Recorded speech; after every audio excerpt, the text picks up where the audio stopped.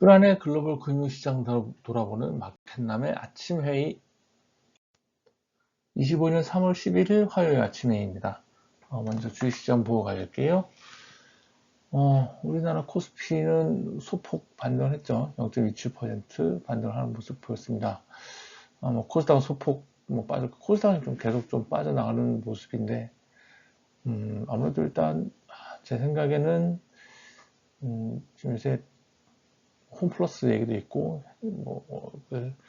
주식시장의 흐름 자체가 저평가 주식을 사서 높은 업사이드를 기대하는 것보다는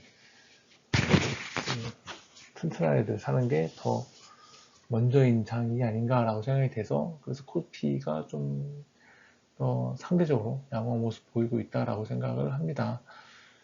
하지만 어쨌든 우리나라 시장은 그래도 미국 고용지표가 그래도 적당히 나오면서 잘 버텼던 것 같아요. 내 생각엔.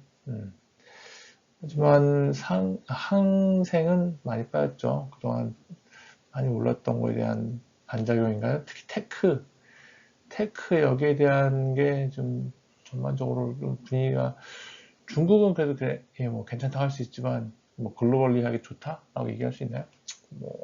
잘 모르겠습니다. 하여튼, 좀 많이 비쌌다. 좀 많이 올랐으니까 또 좀 많이 빠졌다라는 정도 수준입니다. 상해동은 잘 버텼고요. 니케이도, 고용지표 영향으로 봐야겠죠? 그 영향으로 조금 올랐다라는 생각입니다.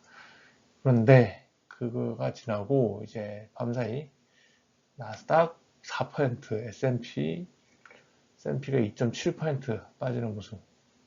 엄청나게 빠졌습니다. 좀 어느 정도 여기서 약간 반등을 보이나 했는데, 바이오딥은 현재는 아닌 것 같아요. 바이오딥 할 상황이 아니다. 좀 더 큰 그림 하에서의 좀 하락이 있을 수 있겠다라는 생각입니다. 물론 이렇게 많이 빠지면 내일은 좀 반등을 할 수 있겠지만, 이 높은 변동성 속에서 반등 추세를 이어갈 수 있을 거는 저는 잘 모르겠습니다. 네. 독일 닥스도 1.69% 좀 빠졌고요. 네. 또 닥스도 며칠 많이 올랐으니까요. WTI 원자재로 넘어갔고요. WTI가 66불 아래로 내려갔습니다. 66불 아래로 내려갔어요. 원유에 이렇게 좀 신경을 써야 되는 이유는, 일단 이번 주 인플레이션이 어떻게 나올지도 한번 봐야겠지만, 작년 이맘때 원유가가 그렇게 낮지 않았거든요.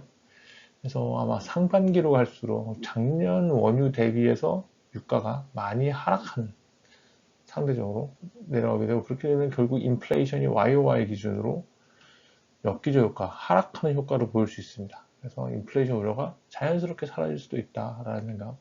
그게 66불 이런 수준이면 충분히 가능한 수준이죠. 네. 그렇게 보이고요. TTF가 올랐네요. 3.15 말씀드렸죠. 요거는 좀 많이 빠졌다. 좀 단기적으로 너무 빨리 빠졌었던 측면이 있다라고 해서 소폭 반등을 했습니다. 물론 그렇다고 이렇게 쭉 예전처럼 쫙 올라갈 건 아니다라는 생각을 하고 있습니다. 금이 0.8% 조금 더 하락을 했어요. 약간 조정받는 모습이지만, 그래도 차트상으로 볼 때 어느 정도 이 정도 수준에서 저는 안정적으로 유지되고 있다라는 생각을 합니다. 그만큼 많이 올랐으니까 좀 조정을 받긴 받아야겠죠? 그게 나중에는 다시 치고 올라갈 수 있는 환경 자체는 다시 올라갈 수 있는 환경이에요. 제가 보기에는 그렇습니다. 은도 1% 정도 좀 더 빠졌는데, 은은 더 업사이드가 더 크게 남아있는, 저는 그런 느낌입니다. 근데 BDI가 계속 올라가네요. 참 미스테리예요. 환시장으로 가볼게요. 환으로 가보시면 원달러가 지금 1450원 수준, 어느 정도 요 사이에서 공방을 지속하고 있는 모습입니다. 하지만 요 라인, 요 1500원을 위협하는 그 라인으로는 좀 못 간다라고 생각하고 있고, 이 상황이고요. 왜냐하면 달러가 약하니까요. 달러가 약한데, 어제는 조금 반등을 했습니다만, 지금 반등할 수 있는 계제가 아니죠. 트럼프 형님께서 9일날 나오는 뉴스로 지금 미국 시장 전체가 움직이고 있어요. 104포인트는 못 넘었습니다. 0.14% 소폭, 그동안 많이 빠진 거에 대한 기술적인 반등 수준인 것 같아요. 그래서 그런 의미에서 그 엔달러, 엔화도 강세 이어가고 있고요. 유로는 살짝 달러 연동해서 좀 빠지는 모습을 보이긴 했습니다. 비트코인, 네, 비트코인은 8만을 드디어 또 한번 뚫었습니다. 뚫고 내려가는 모습, 네, 9만에 8만 8천 8만 5천 요 라인 요렇게 왔다 갔다 하던데 결국은 변동성 줄더니 다시 한번 방향성을 잡아버렸어요. 디렉션을 좀 밑으로 또 가는 모습입니다. 어제 우리나라 금리가 좀 올랐죠. 아시아장 금리가 전반적으로 다 올랐습니다. 고용지표에 대한 우려가 많이 컸었어요, 사실. 그래서 대비를 많이 하고 있었는데, 그거에 대한 반작용, 고용지표가 생각보다는 나쁘게 나오지 않았다, 괜찮게 나왔다 그래도 이 정도 인식이 퍼지면서 아시아장에서는 이제 금리가 전부 다 오르는 모습을 보였습니다.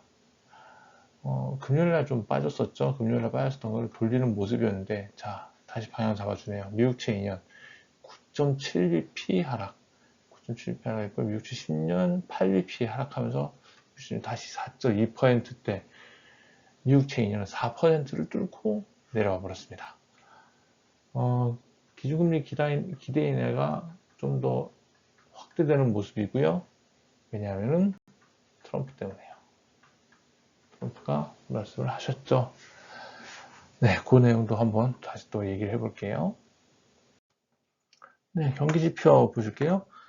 독일 1월 수출이 마이너스 2.5% 나왔습니다. 독일 수출은 좀 하락하는 모습을 보였는데요. 수출 지표 MOM은 좀 변동성이 클 수는 있어요. 네, 그래서 이거 나왔고 뉴욕 연준 1년 기대 인플레 3.1% 나왔는데요. 3%대에서 좀 멈추는 느낌인데 뭐 저번에 다른 기대 인플레이션, 네, 미시간이었죠. 미시간 기대 인플레이션은 3에서 4% 오르는 모습이었을 때 뉴욕 연준이 1% 나오면서 약간 좀 버텨주는 모습 그런 느낌이었어요. 그래서 이 정도는 그래도 예, 인플레이션 낮은 건 아니죠. 3%가 뭐 결코 막 낮다 이렇게, 왜냐면 얘네 목표는 2%니까 낮은 건 아닌데 그래도 뭐 일단 양호하다. 둘 다 메이저한 지표는 아니다. 자, 오늘 경기지표 4분기 GDP 성장률 일본 QOQ 확정치 나옵니다. 0.7% 예상되고 있고요. 오늘 중요한 건 이거죠. 미국 졸트 구인 건수하고 퇴직 건수. 원래 그 비노급 전에 나와야 되는데 일정이 꼬였어요, 이번에. 그래서 이거 오늘 나옵니다. 요거 좀 저는 좀 봐야 돼요. 미국 실업률 4.1% 올랐죠? 뭐 아주 소폭입니다만 올랐어요. 요게 여기에 영향을 미쳤을 수 있다라는 생각을 합니다. 지금 연준 블랙아웃 기간이라서 연준 위원들 발언은 없고요. 다른 특별한 발언은 없었습니다. 네, 오늘 시장 포커스 말씀드릴게요. 아까 말씀드렸죠. 연준 위원들 발언이 없다. 대신에 트럼프가 발언을 하고 있습니다. 네, 그 속에서 높은 변동성 나타나고 있는데 트럼프가 뭐라고 말씀하셨냐. 그 1월날 폭스뉴스하고 인터뷰하는 과정에서 경기가 지금 과도기적 상황이다 라는 얘기를 하셨어요. 과도기. 어떤 과도기냐, 이제 본인이 생각하는 이제 미국의 경제의 어떤 체질 개선을